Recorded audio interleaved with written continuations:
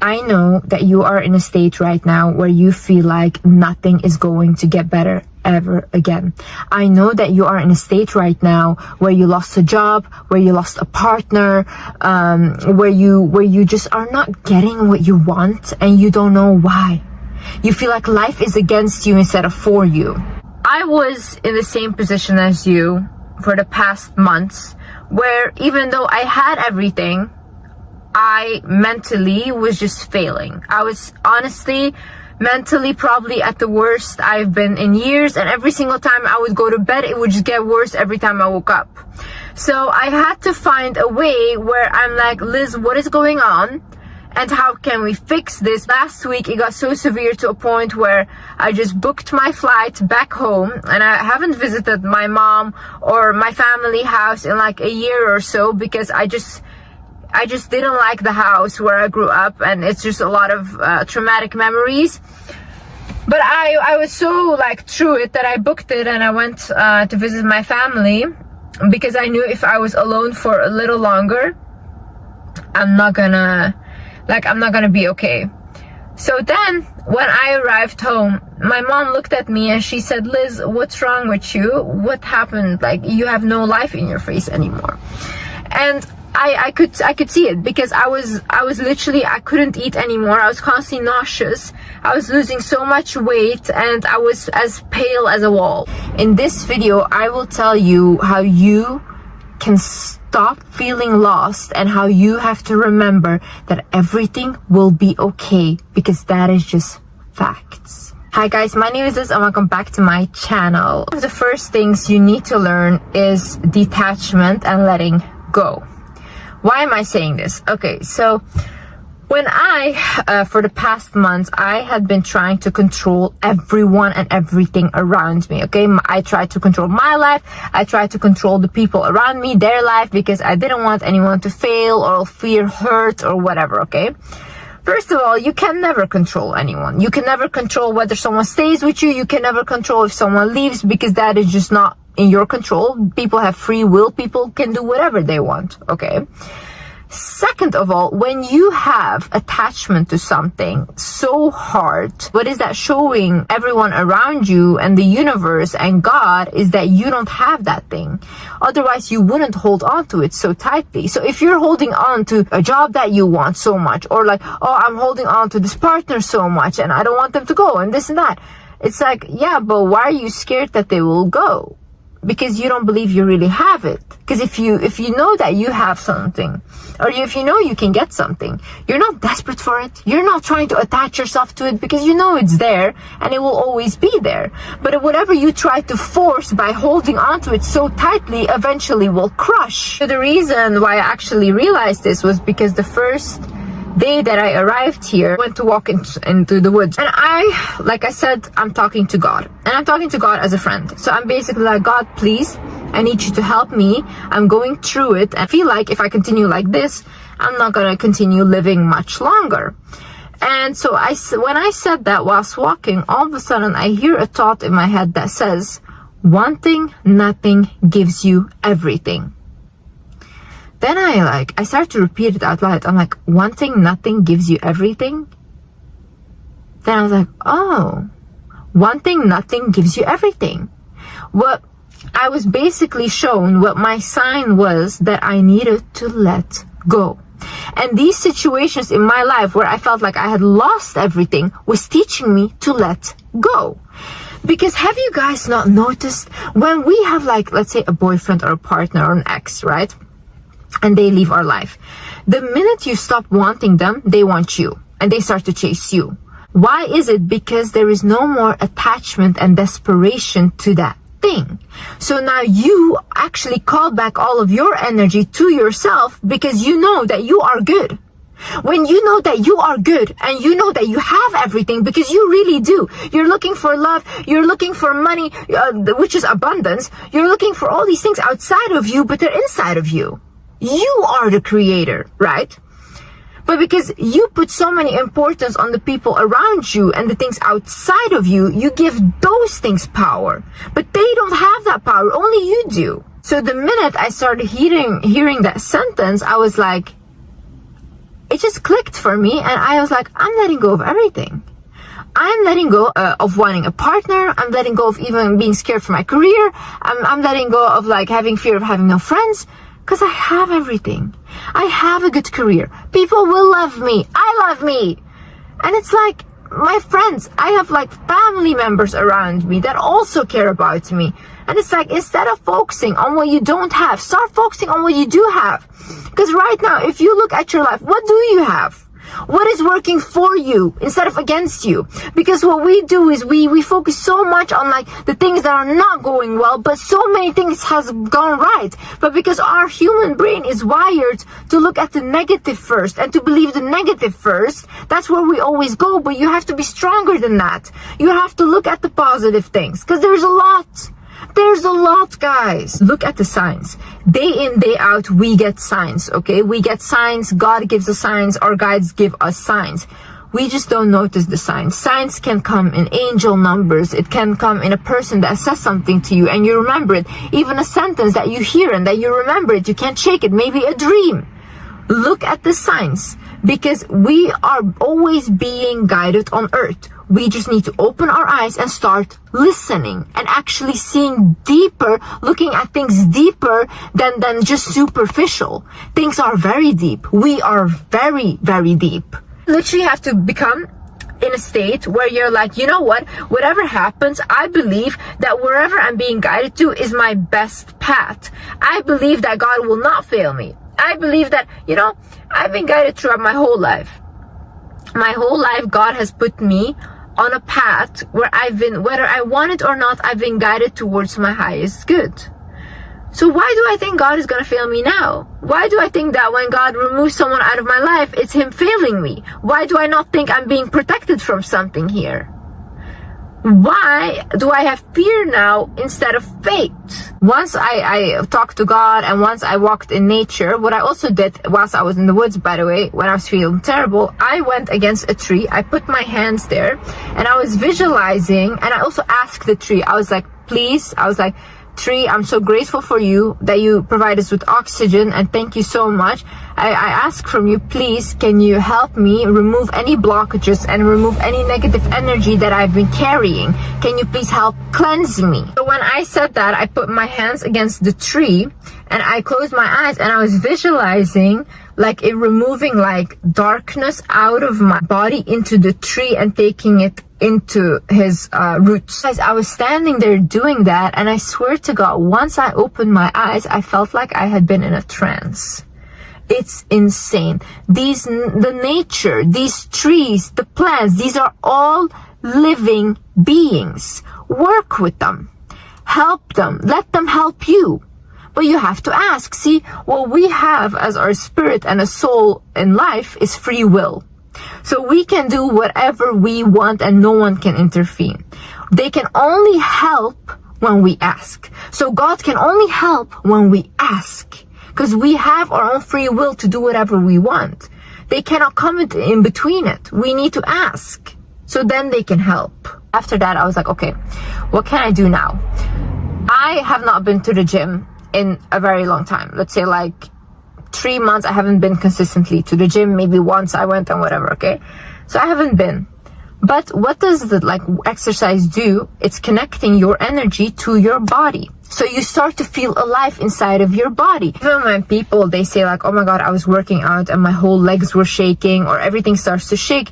It's your energy moving in your body. This is stagnant energy. When you have a lot of stagnant energy that is not growing, that is not moving, you will start to feel very bad inside of your own skin. You'll start to overthink. You'll start to become depressed because the energy cannot go anywhere. It's just stuck inside of you. But if you move and you move your whole body around and you start exercising, you start to open up that energy. That energy can go out now. It can release. Then I was like, okay, every day now I'm gonna go and I'm gonna do that. I'm gonna exercise my body. And I started doing that, and guys, truly, I cannot describe how much this helps. Another thing is being surrounded by people that truly love you. For me, this is my mom. For me, these are family members of mine. And for me, for the longest time, I realize that I hold on to past mistakes or I make them bigger than they are. But sometimes when you have people in your life that truly just love you, and that of course they will make mistakes and stuff, you cannot punish them for the rest of your life for like small mistakes, or maybe if they weren't even small to you. People do grow, people do change. And I think with my family, I had like a very difficult thing understanding that, because I was like, you guys didn't treat me well. But then I'm like, yeah, but these people are also growing now. So they're now also relearning indoctrinated beliefs. They're now trying to change. And even when I'm back here now, I'm really seeing effort like from everyone, from my siblings, from my mom, from like, to really understand me. And it's something that I really appreciate, because it's not something that I've ever had. And this is why I'm also like trying to understand them now and trying to give them some slack and empathy. For me, family and friends and like these people are very important. And I think in life, if you don't have a supportive family at all, or they're very toxic, I don't like, obviously you cannot deal with them, but I would say create your own family. Find people around you that love you. Find people around you that want to see you do good. Find people around you that you can grow with. Build that system for yourself. Because if you have, I call it the roots. If you have good roots underneath you, you can grow. Because you have that stable back root, So other people, when they think like, oh, she's completely alone, whatever, she doesn't have anyone in her life, they will take advantage of you, because they see you as an easy target. You will be very easy target for narcissists, sociopaths, because you're very easy to control and manipulate. So make sure you build that system for yourself and surround yourself by people that want to see you do well. Surround yourself by people that applaud you, that want to see you win, that want to see you grow, because them pouring into you will grow you, and same way you will grow them by pouring into them. And it's like an equal give and exchange. So living in the present moment is something so important, because when you have anxiety, when you have all these fears, it's because you're thinking into the future. You're thinking, oh, this might happen. Oh, what if this is going to happen? Oh my God, this is and it's like, no, the only thing you have is right now. Only thing you have right now is what is happening right now. So once you focus on right now, you can expand right now. You can make it something that you want. And that is also what I'm telling you, like, start to think about what you want instead of what you don't want. I was watching this video of Joe Dispenza, and he basically said, like, a lot of people are living in the past. A lot of people are living in the past mistakes, past problems, and that's what they're constantly recreating for themselves with their brain. But he's like, once you start to actually feel already like the thing you're trying to manifest. So for example, let's say you want to manifest love, but you start to become a very loving person, you love others, and you start to give that love, you already are feeling love. So what happens is you become magnetic.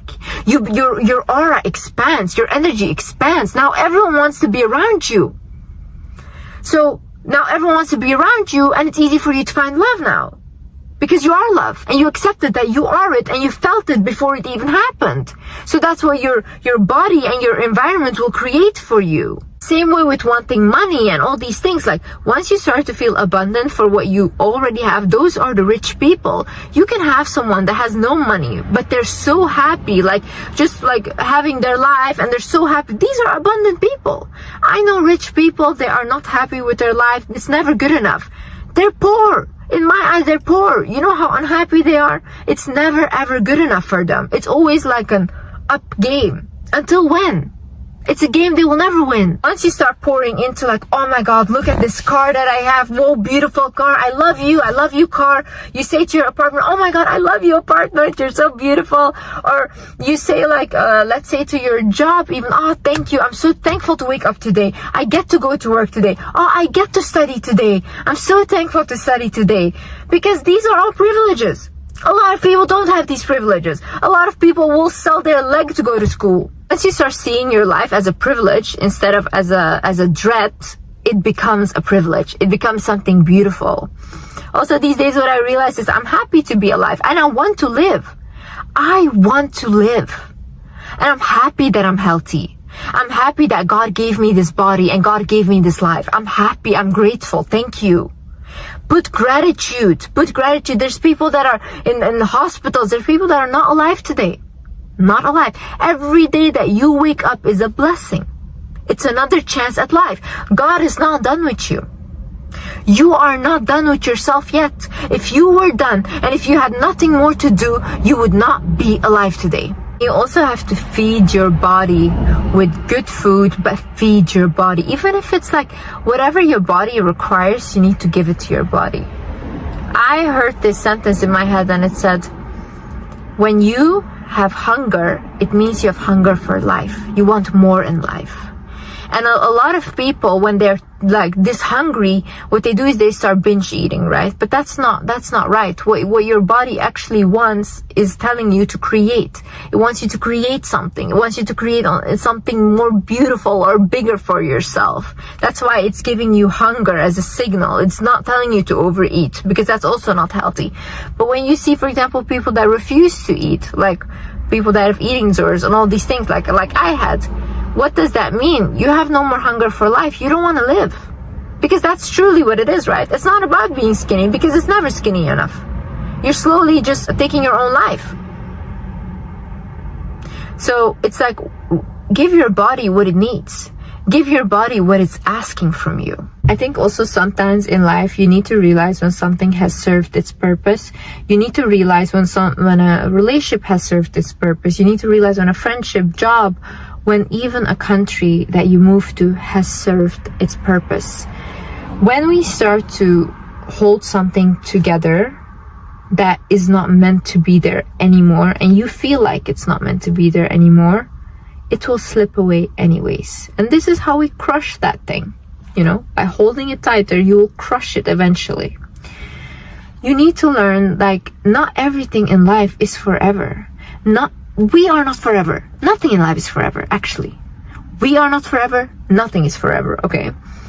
When you are okay with that, you know what? Nothing is forever, and I'm grateful for what this person has taught me in my life. I'm grateful for what they gave me. I'm grateful for the love that I've experienced and the lessons that I learned. Even if it was bad, I still learned lessons. But it's okay, you can go now. You can go. Our mission in each other's life is done. We have completed each other's soul mission, and now we are both meant to move on. It's good to say that to yourself. It's good to accept that that is just the case. But we as humans, we tend to force things. We tend to force jobs. We tend to force friendship. We tend to settle for everything because we think like that's what life's supposed to be. But I don't believe that. I don't believe that when you have this life, you're meant to settle. I think you can have more. I think you can have anything you want, but there's like certain limitations that we put on ourselves. And we say like, oh no, more than that you cannot have. But who told us that? Who told us that? You know, I hear a lot of people say like, oh, if you have a partner that gives you love, he will not give you money. Or if he gives you money, he will not give you love. You cannot have both. It's like, why not? People have both. People have even better. Why can I not have both? I don't have to believe that. I can believe that I can have both. I can believe I can have more. And that's what I will create. In the moment you become okay with not being okay, that is the moment you actually grow. Because we always demonize negative emotions. We don't want to feel them, we want to run away from them. But the more we run away, the bigger they get, and eventually we will have to feel it anyways. So what actually you need to do is face the emotions firsthand. Feel them. That's what I had to do. These past months, I felt like the ground was slipping away from underneath my feet. And I was like stability, I was losing everything, okay?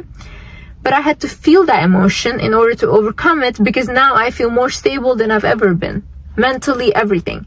But I had to first feel it. I had to deal with it, feel it, and that's it. Once I felt it, now I've unlocked this new version of myself that I'm not really disturbed anymore. I don't have anxiety. I literally feel really good about myself. And I wasn't like that even a week ago. No, I was shaking like this, and now I'm like this, stable. You know, the negative parts of ourselves, they need love the most. They need attention the most. But that's the parts that we ignore. That's the parts we run from. That's the parts we try to avoid. We only try to focus on the positive. What about the dark side? The dark side that never got that love. Your inner child that never had love. That's still inside of you. That still doesn't feel good. But you don't want to feel that child. You don't want to talk to that child. So every day you're telling yourself you don't deserve that love. Because you're not pleasant. You're not nice to feel. So it grows until you cannot handle it anymore. And then it explodes right in your face. No, it's time to really face yourself and stop running from yourself. You know, I see a lot of people, they run in everything. They try to run in, oh my God, I want to find meaning for this. I'm going to find this religion. I'm going to find this spirituality. Something to follow and something to tell me who I am. Because I don't know who I am. But instead, you have all the answers. If you would quiet everything around you, and if you would just sit with yourself in a meditative form, and you listen to your unconscious mind, then you would know, you know everything. You know all the guidance. You don't need anyone to tell you. You don't even need me. You just have to become conscious about your unconscious mind. So whenever you write something even down, like for example, the partner that you want, the life that you want, that is you becoming conscious about your unconscious mind, because now your unconscious knows what to focus on and what you will go to. Let's say, for example, I write in the manifestation journal that I created, right? I write inside of it, I am living in Hawaii with my partner, with my dream husband, whatever. What will happen is I will start to focus on Hawaii now. I will start to be like, should I go on a trip there? Should I move there? All these things. Why? Because now my unconscious has a goal. I wrote it down. It knows where we're going now. But a lot of you guys are all up in the air. You're like, I want to be rich. How? What are you good at? What can you make money with? How? I want my dream partner. What is your dream partner? Have you ever written it down? Have you ever told your unconscious what exactly your dream partner is? No. You don't even know. So start really knowing for yourself what you actually want, so that you know what you can go to. Because right now, it's like this. You have the control to destroy your life, and you have the control to fix your life. It's all up to you. No one is going to save you. No one has to save you. You can only save you. That's it. You're the only one you got. You're the only one you got. Anyways, guys, I hope this video helped someone. I hope you guys learned something. And yeah, you will get through this. Don't worry. You've gotten through much worse. Literally. And God always guides you. God always helps you. You just need to start asking. I love you guys so much. And yeah, I see you in the next video. Bye-bye.